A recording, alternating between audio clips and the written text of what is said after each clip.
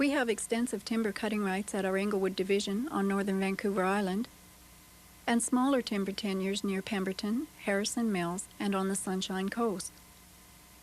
Canfor began as Pacific Veneer in BC's original capital city, New Westminster. The plant opened over 50 years ago, just before World War II. Pacific Veneer grew quickly, called upon to serve the war effort, making the leading wing edges for the famed mosquito bomber. Women worked with the paper-thin sheets of wood because the men were off fighting the war. We got our railway when we acquired timber rights on northern Vancouver Island. With the war over, forest camps like Was were becoming communities with back fences and families. It seemed then, decades ago, that British Columbia had trees for an eternity. We will have trees forever, and science is making sure of that. Some of our trees begin in test tubes. The man with me works with Canfor to tissue culture trees. Each tube contains a cutting. Each cutting comes from a superior tree in the forest, a tree that is growing straight and tall.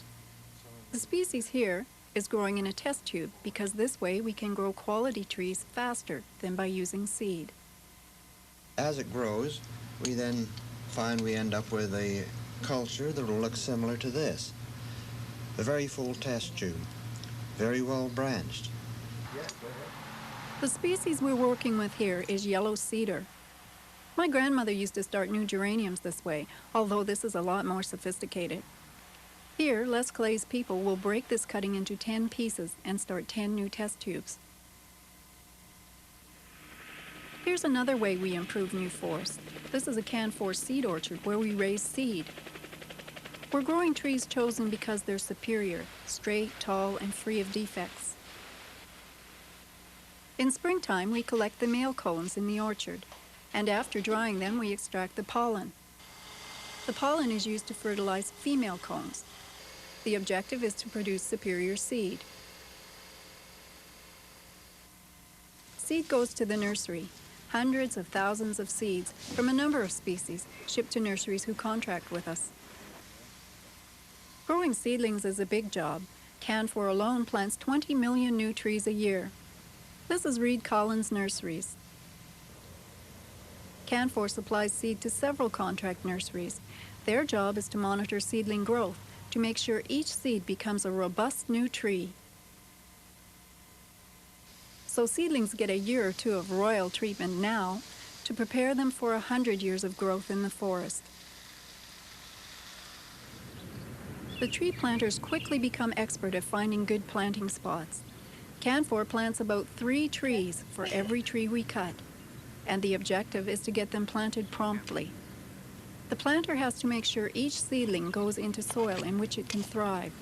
This planter probably won't see her work when it's mature, ready for harvest, a century from now, but her grandchildren will. Here's an alternative we're experimenting with.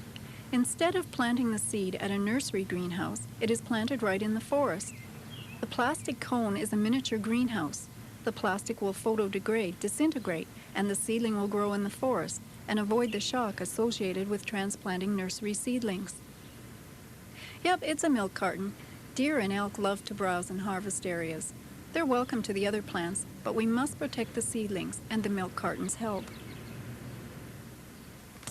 As a farmer checks his crop, so a forester monitors growth. With a core sample, you can examine this tree's growth rings without damaging the tree. This is a good-looking stand of trees, halfway through their growth cycle.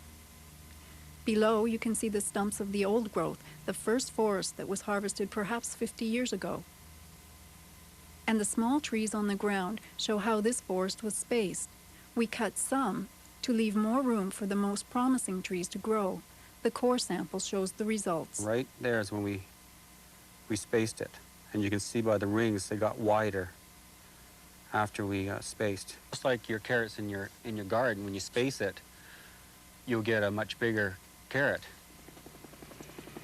Here's another forest that was spaced, only this one was spaced later. The trees removed were big enough to be commercially useful. It's difficult to cut down some large trees and not damage those that remain, so selective logging works only on flatter ground and in young stands. But where it works well. Why can't they leave some standing?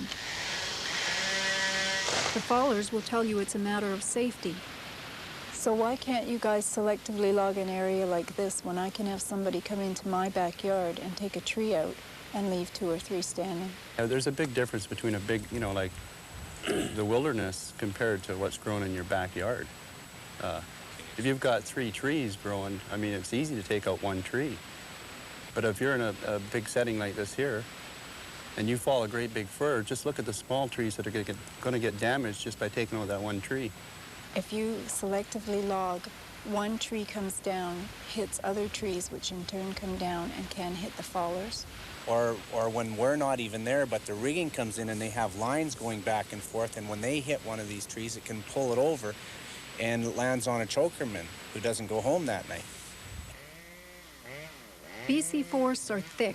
Even clear-cutting a falling tree can take another one with it.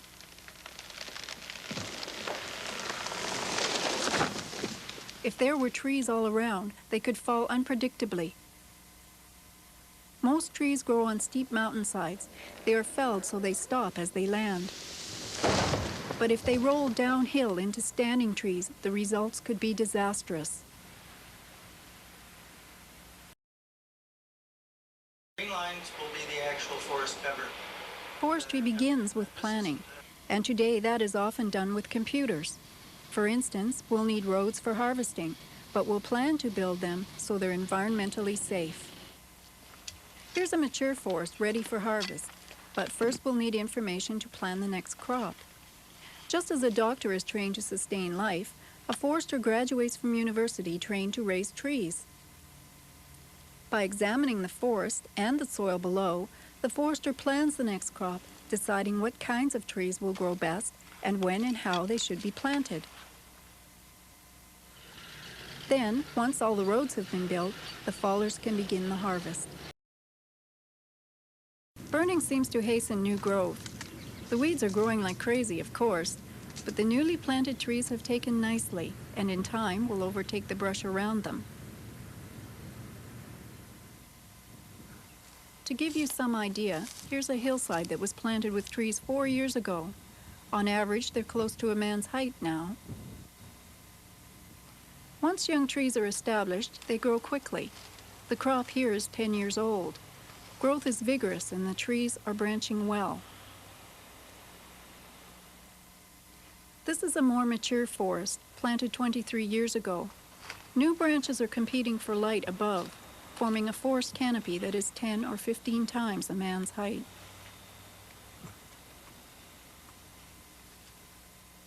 Here's another concern people have: road building. Forest companies build many kilometers of roads each year to get into the forest and harvest the wood. Roads still have to be durable for machinery, but today they must also be environmentally safe. You clean up, you can't go into creeks now. We used to walk up, get in the creeks, clean them out. Now we got to stay on the outer edge and put the culverts in before we go over. Road builders today must be sure water stays clean and has a proper path to flow away. Canfor is at the forefront with a system that harvests wood without disturbing the environment. You can see in this valley where 3 roads stop as the system begins. The system is called the long line. The main part is the spar and power unit perched on a road high up the slope. The line from the main unit stretches across the valley, can run out 2 kilometers, carrying a large motorized carriage high above the valley floor. Other lines drop down from the carriage to collect logs on the ground. The long line will allow us to gather wood in sensitive areas without environmental damage. This is one of the first times it's been used in Canada. The winch on the carriage hoists the massive logs off the forest floor. On sites where the earth is fragile, the long line system is especially beneficial. The soil and nature's water courses are undisturbed by machinery, and because of the length of the line, far fewer roads are required. Harvesting the forest these days means accommodating the other uses of the same land. Here's how the cut trees are gathered once the fallers are finished. The cables from this machine, a grapple yarder, reach out hundreds of meters, hauling each log across the cut area to the roadside. The yarder often works alongside another machine.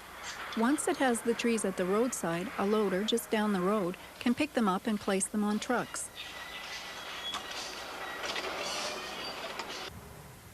Logging trucks travel on roads we build especially for them. The log sorting yard, a large area where wood is collected from several harvest locations. This is where we sort every marketable log so that each goes to its most valuable destination. Logs are piled according to species and size. A log good enough for high-grade lumber, for instance, won't end up just being chipped for pulp. Come along and I'll just check out to see if there's any kind of defect. Every log we harvest is scaled. And we measure our diameters, doesn't matter whether we do the top or The scaler notes both size and condition. This is the official record of our harvest.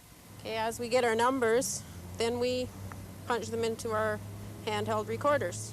We pay the government for the wood we've harvested. It's a major source of government revenues for schools and hospitals, and scaling is how it's calculated.